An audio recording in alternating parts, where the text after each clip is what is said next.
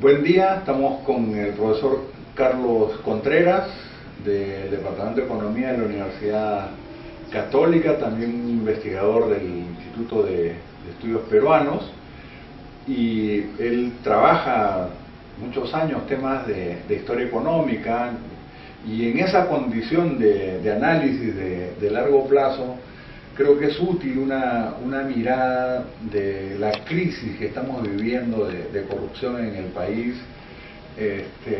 Hay algunos trabajos como el de Quirós, digamos, que pasa revista un poco la corrupción en la historia, como un aspecto pues endémico que está casi, que nos acompaña lamentablemente mucho tiempo, ¿no? Pero el primer tema que quería conversar es un poco qué antecedentes tenemos, o sea, en historia republicana o de una crisis de esta magnitud, porque corrupción siempre ha habido, siempre va a haber en todo sitio, pero de crisis de instituciones,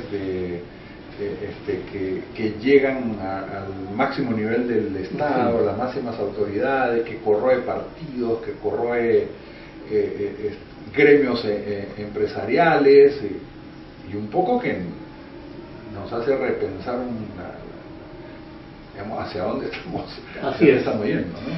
Sí, definitivamente esta crisis pareciera más grave que muchas otras, incluso diría que la del año 2000, cuando cayó el régimen de Fujimori, porque no solamente se ha puesto en crisis un líder y su organización, digamos, en el poder, sino todo el sistema de partidos. Prácticamente no hay figura que quede inmaculada, que quede a salvo con una especie de reserva moral de la cual partir.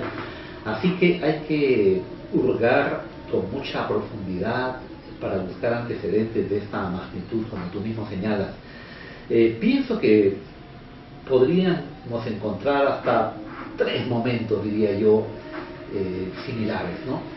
Yendo de adelante para atrás, tal vez el final del oncenio de Leguía, donde cayó, es cierto, el régimen en principio del oncenio de Leguía, pero fue todo el fin de un ciclo de partidos políticos que habían durado 40 años, más o menos, desde el final de la Guerra del Salitre. El Partido Constitucional, el Partido Civil, el civilismo, el civilismo, creo que es el gran partido político de la derecha peruana. Estaba también el Partido Pierolista, ¿no? Partido Demócrata. Estos partidos se habían formado después de la Guerra del Salitre, como te digo, y se habían alternado en el poder. Sobre todo el civilismo había dominado, pero luego Leguía, que era un hombre que había nacido dentro del Partido Civil, pero luego había construido su propia organización, hegemonizó el poder durante 11 años, el llamado oncenio de Leguía. A su caída, todo este sistema de partidos rueda, cae. De hecho, ninguno de ellos va a sobrevivir después de la Segunda Guerra Mundial, ya ninguno existe. En ese momento esos partidos fueron enterrados y nacieron unos nuevos que van a dominar la escena política de la segunda mitad del siglo XX, ¿no? Van a ser la socialdemocracia, el APRA, bueno, partidos como Acción Popular, el PPC. Entonces pareciera que este es un momento similar en ese sentido, o podría serlo. Vamos a ver cómo se acomodan los partidos. El otro momento fue la guerra con Chile, o guerra del Salitre, como ya le llamo. Este fue un momento en el que toda la oligarquía en el poder queda deslegitimada, derrumbada. Un momento similar, por eso te digo, al presente. Y fue llenado ese vacío por caudillos militares como Cáceres, ¿no? Es el retorno primero de Iglesias, después de Cáceres, luego viene Remigio Morales Bermúdez. Basadre le llama el segundo militarismo, pero de hecho fue como un militarismo pro tempore, digámoslo así, porque no tenía una ideología que lo sustente, y dio paso a la aparición de otras ideas, otros partidos, como los que mencioné anteriormente. Ese fue un segundo momento. Y antes sería el momento de la independencia, ¿no? Cuando cae ya no un partido, sino todo un sistema político, que era la monarquía absoluta, y es reemplazada por la república independiente. Es un cataclismo, sin duda. Entonces creo que la crisis que nos ha tocado vivir, tiempos interesantes, como dicen los chinos, tiene esa magnitud y creo que va a tomar ciertos años resolverla, y al final se resuelve, que espero lleguemos al bicentenario con alguna solución por lo menos provisoria, ¿no? Claro, ahí hay como dos dimensiones, ¿no? Una, la de la ligazón de este sistema con lo de corrupción, y has hecho una afirmación que podría ser polémica, ¿no? Digamos que esto es más grave que la crisis del 2000. Entiendo, me parece claro que en la magnitud de crisis de instituciones y otras, eso puede ser más claro. El tema de corrupción no estoy tan seguro en términos de, ahí estamos hablando, se calcula cuánto, 10.000 millones de dólares, el tema de las privatizaciones, la estructura, el informe que hizo Díez Canseco en el Congreso de la República, lo que se documentó por lo menos, ¿no? De una magnitud sustancial, y ahora con un factor externo, ¿no? Hay una diferencia, creo, importante entre doctor como Odebrecht. Es que lo de ahora no hemos terminado de contarlo, Ana, ¿no? O de repente viene desde ese periodo también. Tal vez, o sea, intereses externos.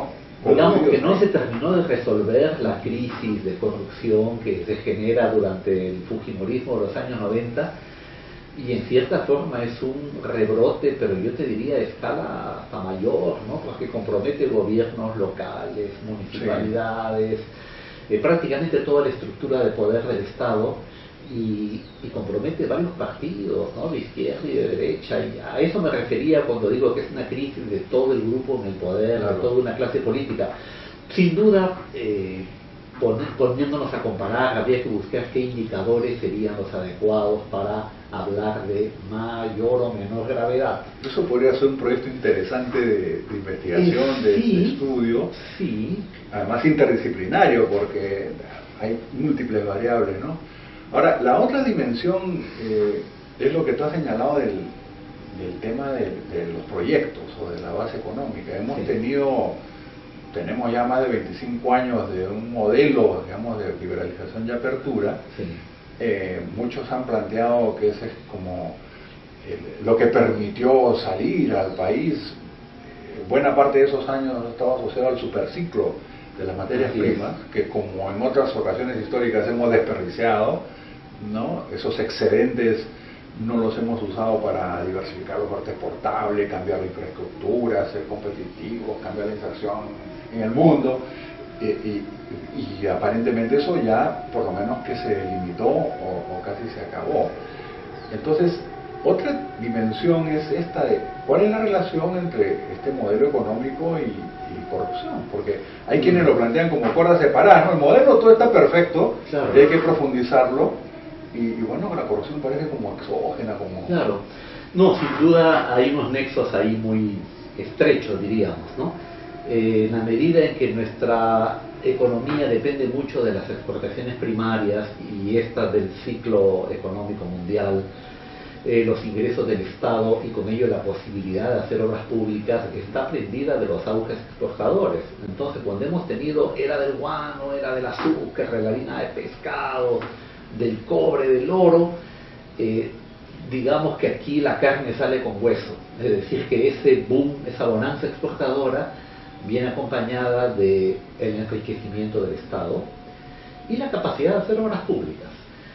Y esto ha llevado a que hasta cierto punto la población se resigne, ¿no? Y diga, bueno, cuando el Estado hace obras públicas se levanta polvo y muchos bolsillos se hinchan de mala manera y pareciera que es algo natural, pues que contra lo cual es difícil luchar, ¿no? Yo, incluso cuando tú decías, como en otras ocasiones, no hemos sabido aprovechar, suelo tener una mirada un poco más optimista, en el sentido de que somos críticos de lo que hace el Estado, y está bien que lo seamos, pero yo noto que en cada uno de estos auges exportadores algo hemos avanzado. Por ejemplo, el guano nos dejó los ferrocarriles, claro, un poco mal hechos, rutas un poco absurdas, pero algo... Bueno, pero nació Mollendo con el ferrocarril por del ejemplo, Sur, caramba, ¿qué sería? No podemos olvidar esos ¿Qué hechos sería históricos. Arequipa sin ferrocarril, por supuesto? Y luego la circulación del sur. Y trajimos a sabios como Raimondi, se fundó la UNI, la Escuela de Ingenieros, trajimos Eduardo de Harich, hubo una modernización. Y en la época del azúcar, lo mismo del siglo XX, también hubo cierta expansión de la educación, el inicio de las carreteras, y en ese sentido yo podría decir que bonanza tras bonanza hemos ido integrando el territorio, hemos modernizado las ciudades. De hecho, los extranjeros que vienen a Lima después de 15 o 20 años no dejan de decirte es otra ciudad. Así es, eso es verdad. Y los niveles de pobreza han disminuido. Es cierto que no hemos podido usar el dinero de la mejor manera y que la corrupción hay que combatirla, pero digamos que ha habido algunos avances. El asunto es cómo disfrutar de estas bonanzas exportadoras sin pagar ese peaje moralmente, porque el daño no solo económico, es moral, creo, ¿no? De la corrupción. Entonces esto pues lleva a un replanteo de las instituciones, a una vigilancia de la ciudadanía más escrupulosa, ¿no? O sea, ¿tú dirías que entonces que el Bicentenario no nos agarra tan mal, o estamos con cosas urgentes que revertir, digamos, para enfrentar esta...? Diría que nos agarra mejor que el sesquicentenario o que el centenario, ¿no? Y en ese sentido soy, ya te digo, un poco optimista. Creo que los historiadores, claro, hasta cierto punto, de largo plazo, ¿no? Exactamente, tenemos la obligación de mirar a largo plazo. Que mira, que con ocasión del centenario, mientras el mundo se agarraba cañonazos, aquí cobrábamos, ¿no? Claro, hubo el boom un auge de los precios. Leguía estaba pues con un dinero multiplicado en sus manos, iniciaban carreteras que no sabía hacia dónde hacer, y el Perú parecía haber dado un paso a la modernización. Éramos optimistas y yo creo que seguros de nuestro porvenir, de que habíamos logrado sobrevivir al desastre de la guerra con Chile. Una recuperación rapidísima. Exacto, estábamos de pie, y mira tú luego que pronto se desmorona eso con la Gran Depresión de los años 30. Yo veo un ciclo algo parecido, ¿no? Con la diferencia que esta crisis, ya te digo, moral más que económica, va a ensombrecer un poco nuestro bicentenario. Estamos ya solo 2 años. Veo difícil que las cosas vayan a cambiar mucho en 2 años. Ojalá las investigaciones esclarezcan un poco los procesos. Así que el ánimo va a depender un poco de cómo esté el ciclo económico en ese momento, pero pareciéramos estar en un momento de transición con una situación mundial muy incierta. Así es. En eso se parece también a la época de entreguerras, entre la Primera y la Segunda Guerra Mundial, que también era de mucha incertidumbre porque era el fin de la hegemonía británica y el reemplazo de ella por la norteamericana, mientras que ahora no sabemos si es algo así. ¿Hacia dónde va? Exacto, si es la China. Con Eurasia, digamos, de surgimiento. Claro. Bueno, son tiempos interesantes, como dices. Así es. Y hay que recordar también a los clásicos, ¿no? Yo coincido contigo en revalorizar, por ejemplo, a autores como González Prada. Vi ahí un artículo reciente tuyo, cuando habla de estas cuestiones de la crisis, pero también de esa mirada, a pesar de todo, optimista, ¿no? De tratar de solucionar esto. Y el rol que le da la juventud, la esperanza en la juventud, que ojalá que esta juventud del Bicentenario esté a la altura, ¿no? Él era creo que fue como el verdugo de la oligarquía decadente a comienzos del siglo XX, y como tú dices, fue muy influyente en los nuevos líderes políticos. Claro, tanto y Mariátegui, era como el ícono así es, en el que ellos se inspiraban, digamos así.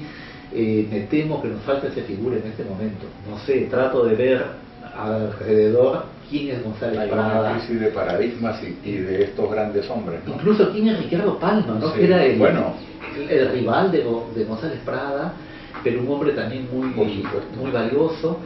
Tampoco veo un González Prada, un Ricardo Palma, perdón, en este momento. Mejor quedémonos con la visión más optimista de hace un momento y bueno, esperar.